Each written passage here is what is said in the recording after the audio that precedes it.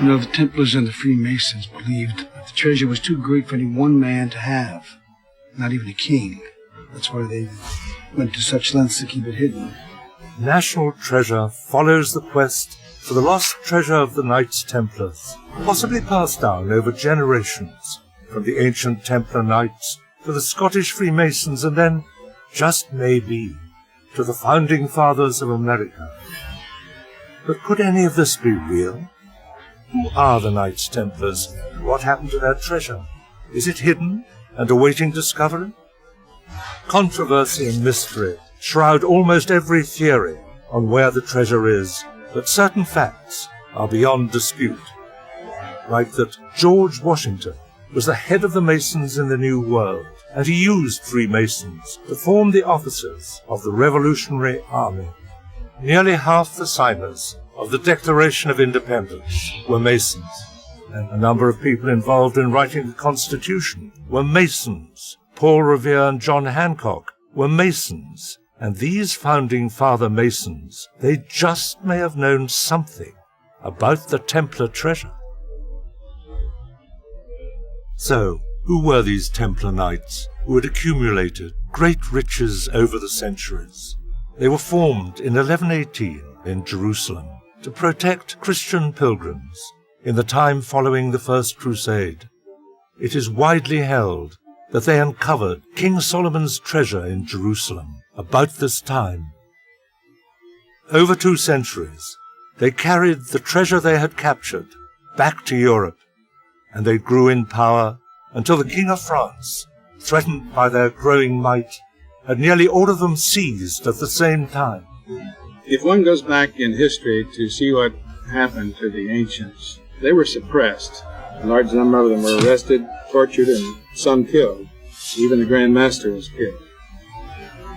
This was Friday, the 13th of October, 1307. The Templars had bad luck on that day, establishing a superstition that survives some 700 years later. After more than 2 centuries of influence in Europe, any surviving Templar Knights were on the run. Many travelled to Scotland, to Rosslyn, with treasure perhaps.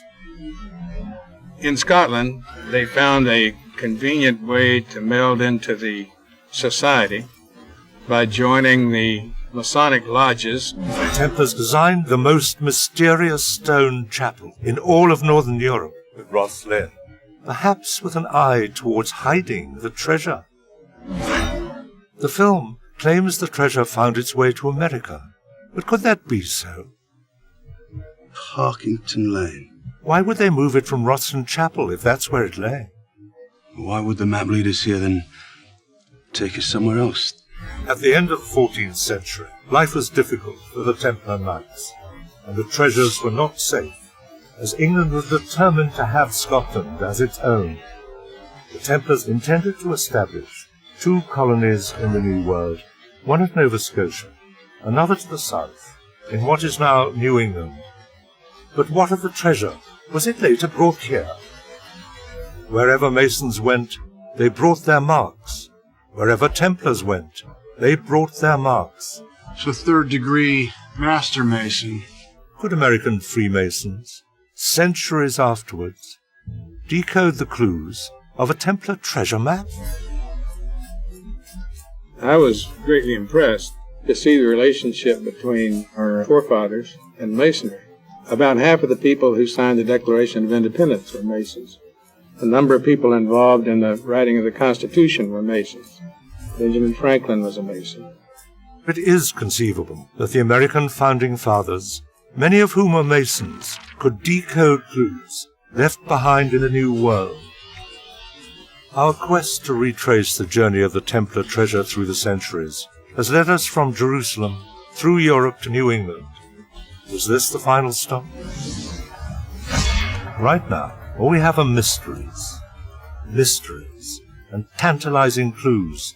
There was once a great treasure, and the question remains, can something like that simply vanish? Or is it out there, waiting for us to find it?